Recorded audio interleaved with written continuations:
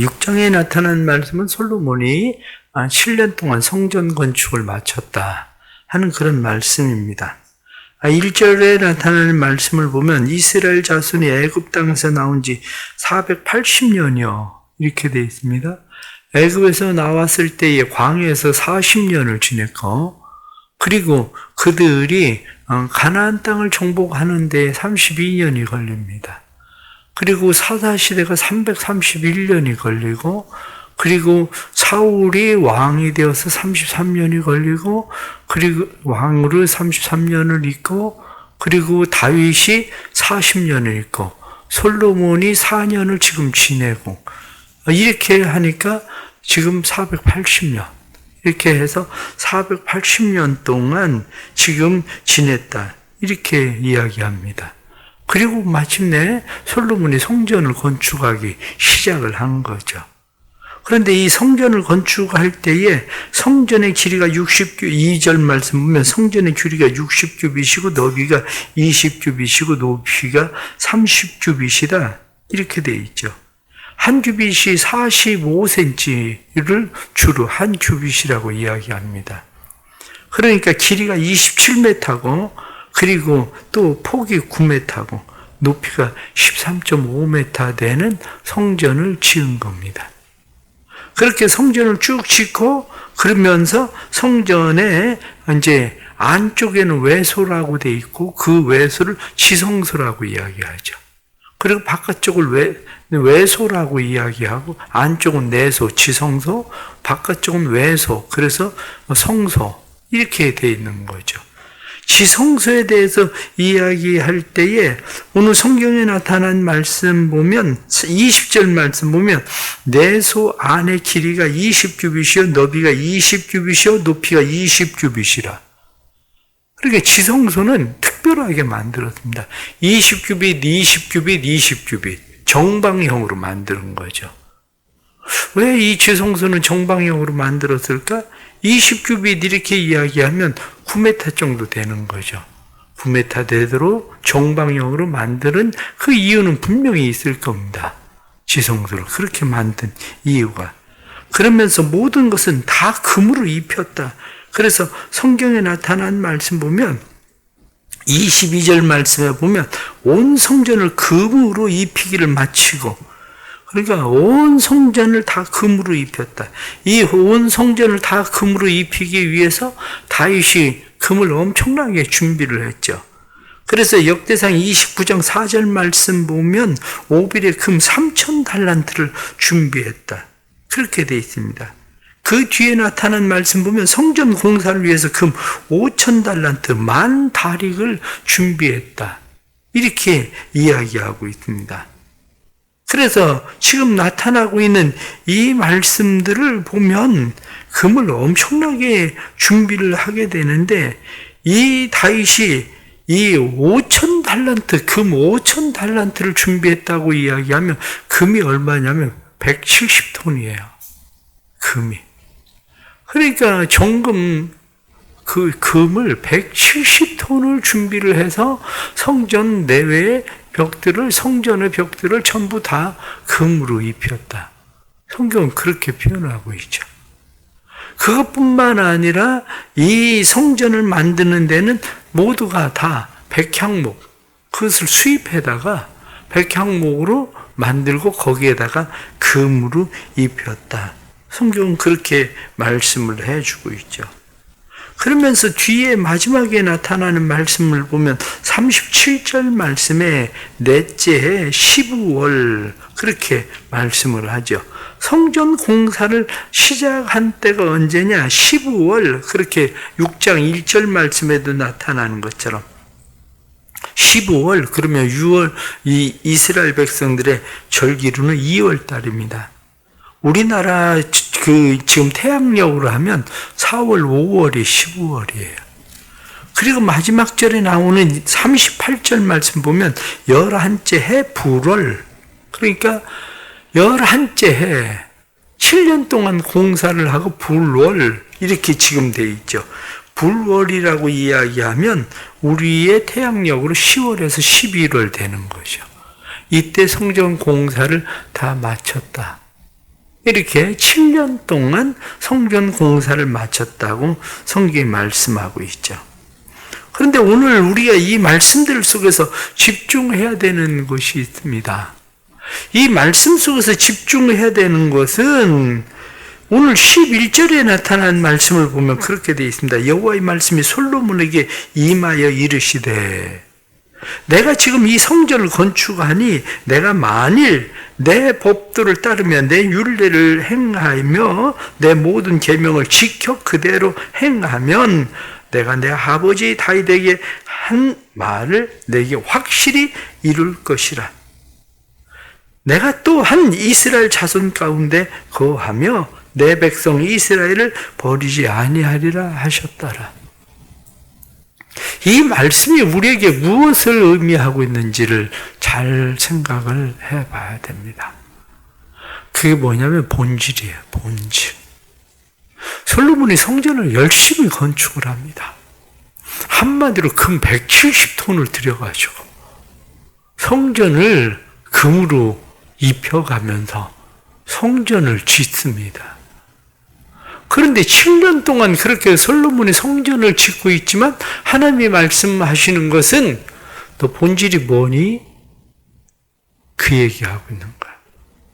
480년 동안 내가 성전이 없었어도 이스라엘 백성에게는 문제가 없었다는 거야. 그러니까 480년을 지나는 동안에도 성전이 있었느냐 성전이 없었느냐의 문제가 아니라 오늘 성경 본문에 나타난 말씀처럼 내가 성전을 건축하지만 법도를 따르며 율례를 행하며 계명을 지켜 이렇게 성경에 나오는 이 법도 율례 계명 이 규례 이런 것들이 조금 단어가 계속 반복되어지는 그런 단어들로 나오는 이런 용어들이죠. 계명이라고 이야기하면 율법을 이야기하는 것이 계명입니다. 계명. 그러니까 종교법, 도덕법, 사회법, 법 조항들을 정해놓은 이것이 바로 뭐냐면 계명이에요. 우리 기본적으로 우리가 십계명. 이 십계명 그게 뭐냐면 바로 계명 이렇게 얘기하는 거죠. 그 다음에 율례라고 하는 게 뭐냐? 율례라고 하는 것은 이것을 세부적으로 나누는 것이 바로 율례죠. 세부적으로. 그러니까 율법의 사항들을 세부적으로 나누어서 그것을 정해 놓은 것이 율례죠. 법도라고 얘기하면 전반적인 법률과 제도를 법도라고 이야기하죠. 그런데 여기에는 지금 나와 있지 않지만 주로 성경의 율례와 법도와 규례라고 하는 말씀이나 규례라고 하는 것이 미슈파트거든요. 규례는 미슈파트라고 하는 것은 단지 법도를 정하는 것이 아니라 이 법에 한마디로 어떤 제재를 가하는 그런 것이 규례가 되는 거죠. 안식일을 거룩하게 지켜라? 이렇게 얘기하고 끝나는 것이 아니라 안식일을 지키지 않으면 죽여라. 이게 이제 규례가 되는 거죠. 그러니까 이스라엘 백성들에게 하나님께서 말씀하시고 있는 본질의 문제가 뭐냐, 본질이 뭐냐 이렇게 이야기할 때 솔로몬에게 하나님께서 480년 지나는 동안 성전 없었지? 480년 지나는 동안에 회막을 너희가 방치해서 아무렇게나 내버렸어도 여전히 나는 하나님이야. 네가 성전을 얼마나 잘 짓느냐 거기에 있는 거 아니야? 지금 다윗이 내게 율례와 법도와 규례를 잘 지켜서 행하고 있었던 것처럼 그렇게 하면 나는 너희를 버리지 않을 거야. 성전을 지었기 때문에 너희를 버리지 않을 거야가 아니라 하나님이 말씀하시고 있는 것은 내가 너희 가운데 있는 것은 너희가 내 법도를 따르며 율례를 행하며 계명을 지키면 나는 너희와 같이 있을 거야. 이렇게 말씀하시는 거죠. 이게 본질이에요. 그러면 성전을 지금 이렇게 쭉 지었는데 성전을 짓는 성전의 본질을 생각을 해보세요.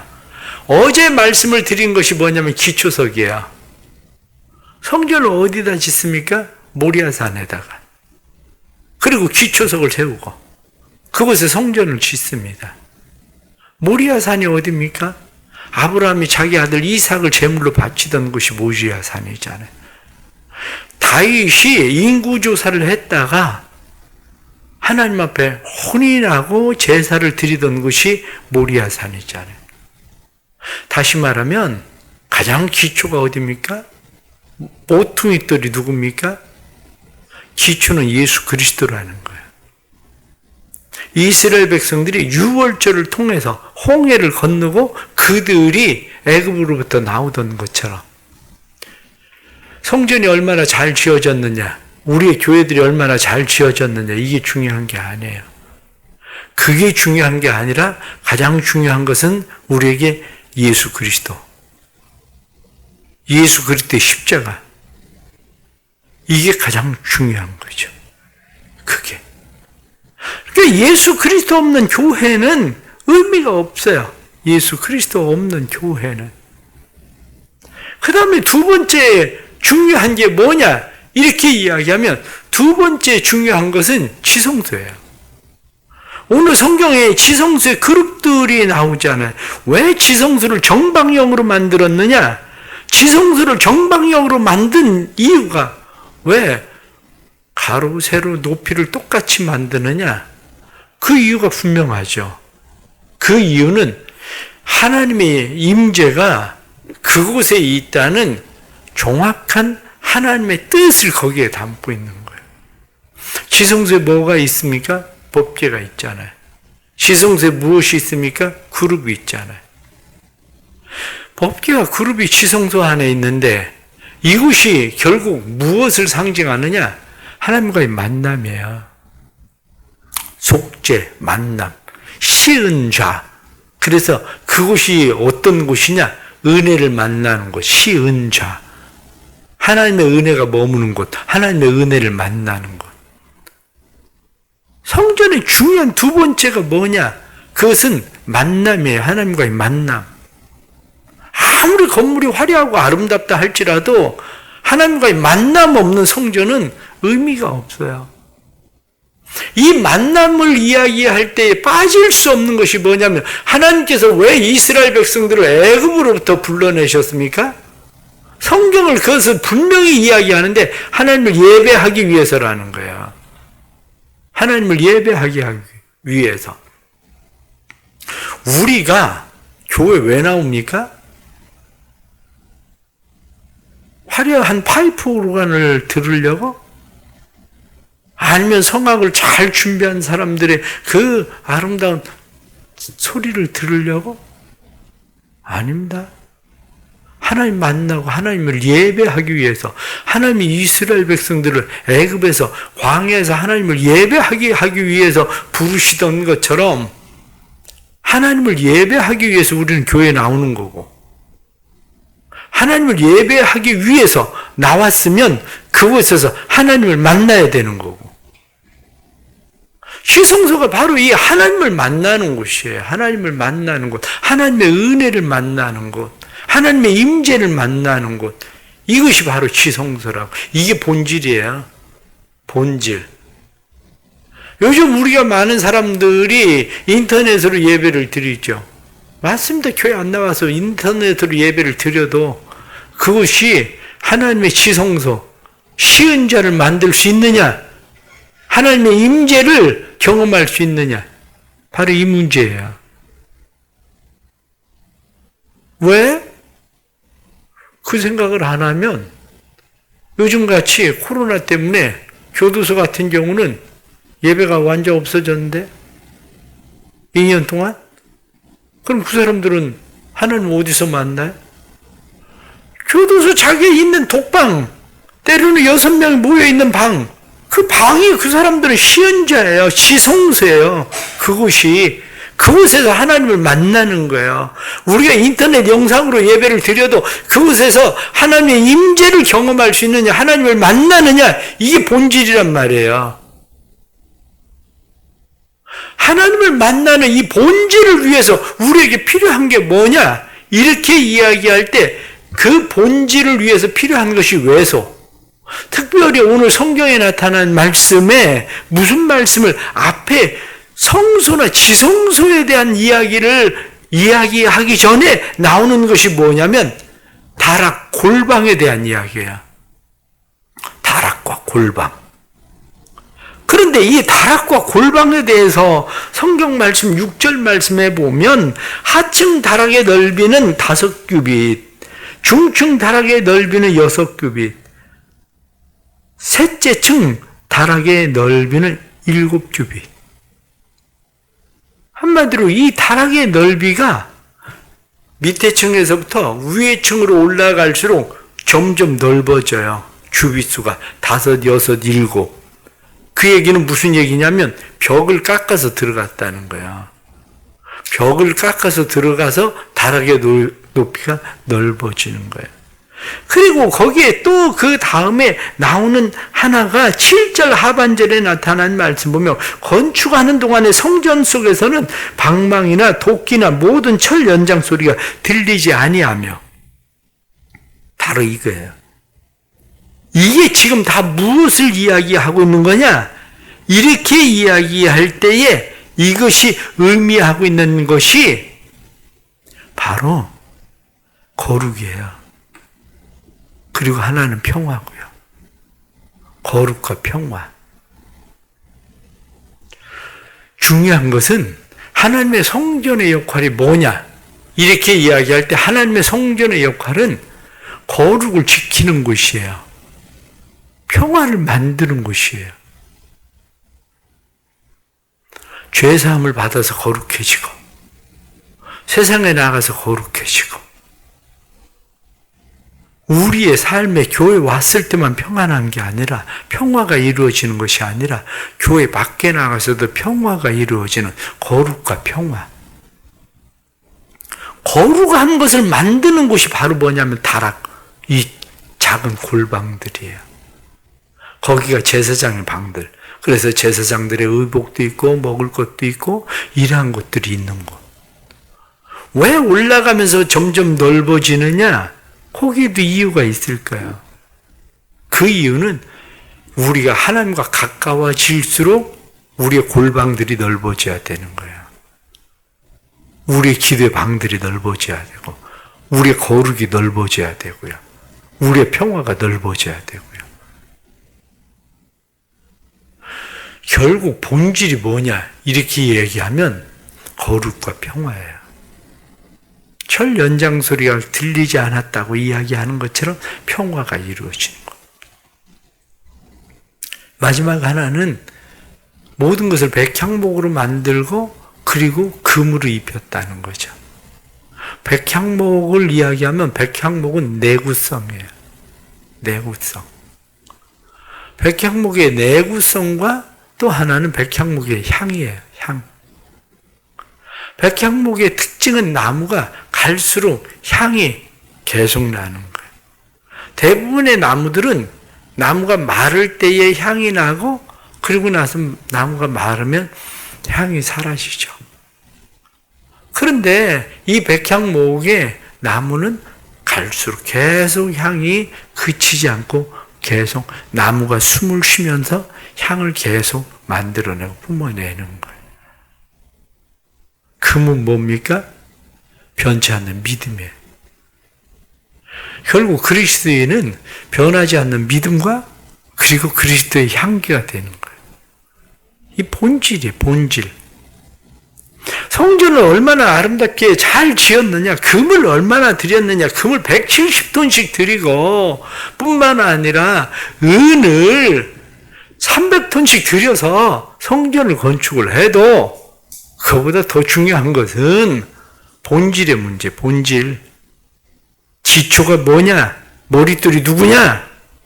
그것에서 하나님을 만나느냐? 속죄함이 있느냐? 하나님의 은혜를 만나느냐? 거룩하냐? 평화를 이루고 있느냐?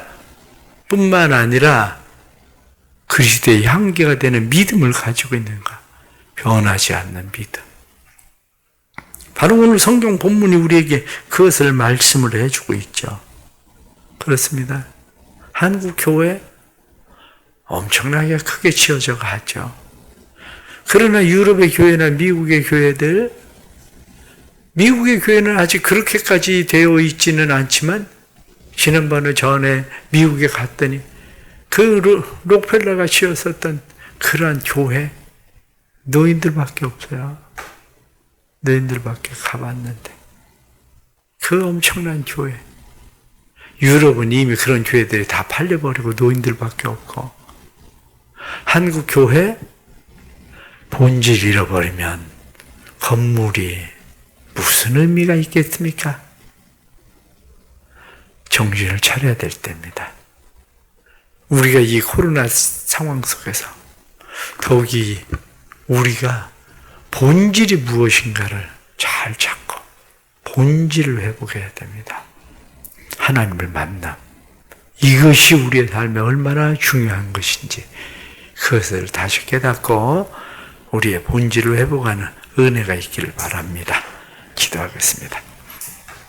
하나님 아버지, 저희들에게 중요한 것은 성전을 얼마나 잘 짓느냐의 문제가 아니라 하나님께서 법도와 규례를 잘 지켜 행하고 계명을 지켜 행하면 내가 너희와 같이 있을 거다, 이렇게 말씀하신 것처럼 성전에 우리가 있을 때 하나님이 같이 있는 게 아니라 하나님의 말씀을 지켜 행하면 하나님이 우리와 함께 하시겠다고 약속하셨는데, 저희들이 하나님의 말씀을 잘 지켜 행하게 해 주옵소서.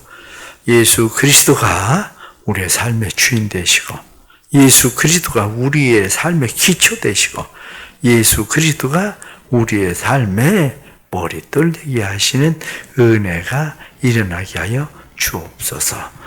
사랑하는 모든 성도들 은혜 베푸셔서 하나님 앞에 늘 설 때에 하나님을 만나게 해주시고, 예배를 드리는 장소가 어디든지 진정으로 하나님을 예배하게 해주시고, 그곳에서 거룩함과 평화를 만나게 해주시고, 하나님을 만나게 해주시고, 세상 속에 거룩과 평화를 이루어가는 그리스도의 향기들 되게 해 주옵소서. 주님의 교회를 날마다 든든히 세우시고, 교회가 눈에 보여지는 교회가 아니라 보이지 않는 그리스도의 온전한 성전 되도록 도와주옵소서. 하나님께서 크신 은혜 베푸셔서 9월 1일부터 또 시작하는 80일 말씀 통독에 사랑하는 성도들에게 은혜를 베풀어 주시고, 사랑하는 성도들이 말씀 통독을 통해서 하나님의 말씀에 더 깊이 더 가까이 나아갈 수 있도록 도와주시옵소서. 또한 하나님 앞에 1000번째와 감사 예물 드립니다. 백신을 맞는데 하나님께서 백신도 안전하게 하시고 부작용도 없게 하시고 하나님의 은혜 가운데 지키시고 보호하시는 은혜 나타나고, 믿음으로 드리는 1000번째가 마음과 정성을 다한 소원의 항구에 이르게 하는 하나님의 은혜를 보게 하는 예물 되게 하여 주옵소서. 오늘도 믿음으로 새벽에 기도할 때 우리의 기도의 건너편에 병든 자들이 치유함 받고 고침받아 건강해지는 역사들 일어나게 하시고, 삶이 힘들고 어려운 성도들에게 고난의 때를 잘 이겨나갈 수 있는 힘과 믿음과 용기를 더하여 주옵소서. 예수님의 이름 받들어 기도드리옵나이다. 아멘.